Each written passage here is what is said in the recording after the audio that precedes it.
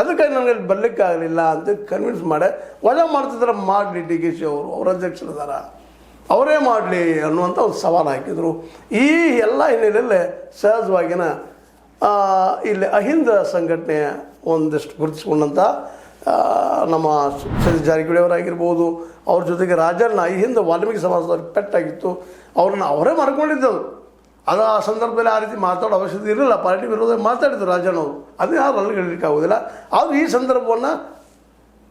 ಸಂದರ್ಭದಲ್ಲೇ ಅದನ್ನು ಹೋಲಿಕೆ ಮಾಡಿಕೊಂಡು ಮೊದಲ ವಾಲ್ಮೀಕಿ ಸಮಾಜಕ್ಕೆ ಮಾಡಿದರು, ಈಗ ಮುಸ್ಲಿಂ ಸಮಾಜಕ್ಕೆ ಮಾಡ್ತಾ ಇದ್ದಾರೆ ಅಂತೇಳಿ ಏನಪ್ಪ ಅಂದ್ರೆ ನಮ್ಮ ಸತೀಶ್ ಜಾರಕಿಹೊಳಿ ಅವರು ಮಾತಾಡಲಿಕ್ಕೆ ಶುರು ಮಾಡಿದರು. ರಾಜಣ್ಣವರು ಧ್ವನಿಗೂಡಿಸಿದರು.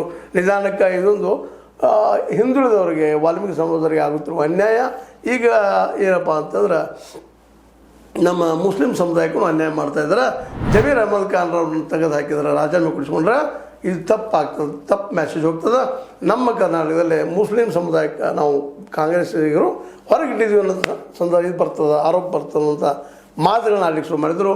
ಇದಕ್ಕೆ ಇವತ್ತು ನಮ್ಮ ಸಿದ್ದು ಅಂದರೆ ಮುಖ್ಯಮಂತ್ರಿ ಸಿ ಎಂ ಸಿದ್ದು ಅವರು ಧ್ವನಿಗೂಡಿಸಿ ಅವರು ಇಂಥದ್ದಿಲ್ಲ, ತಪ್ಪು ಮಾಡಿಲ್ಲ, ಜಮೀರ್ ಅಹಮದ್ ಖಾನ್ ಅಂಥದ್ದು ಮಾಡುವಂಥವ್ರಲ್ಲ, ನಾವೇ ಕಳಿಸಿದ್ದೀವಿ ಕೇರಳಕ್ಕೆ ಅಂತೇಳಿ ಅವ್ರ ಪರವಾಗಿ ಜಮೀರ್ ಅವ್ರ ಪರವಾಗಿ ಬ್ಯಾಟ್ ಬೀಸ್ತಾ ಇದ್ದಾರೆ.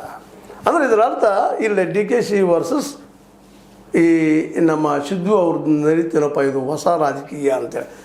ಇಲ್ಲಿವರೆಗೆ ಸೇಮ್ ಚೇರ್ಸಲ ಕದನ ಆಯಿತು, ಗೊತ್ತಾಗಿ ಹೋಗಿದ್ದೇವೆ ಡಿ ಕೆ ಶಿ ಅವ್ರಿಗೆ. ಆ ಸಿ ಎಮ್ ಸೀಟಿಗೆ ನಾನು ಕಾಂಪಿಟೇಷನ್ ಮಾಡ್ತಾ ಕೂತ್ರೆ ಇಲ್ಲೇ ಕೊಡ್ತೀನಿ ಅಂತೇಳಿ ಬಿ ಜೆ ಪಿಗೆ ಹೋದರೂ ಅಲ್ಲಿ ಒಳ್ಳೆ ನನಗೆ ಭವಿಷ್ಯ ಇಲ್ಲ ಅಂತೂ ಗೊತ್ತಾಗ್ಯದ. ಇಲ್ಲೇ ಉಳ್ಕೊಂಡು ನಮ್ದೇನೋ ಮಾಡೋಣ 2028ರಲ್ಲಿ ಅನ್ನೋದ್ರೊಳಗೆ ಇದೇನೋ ಗದ್ದಲ ಅವ್ನು ಕೂತ್ಬಿಟ್ರು.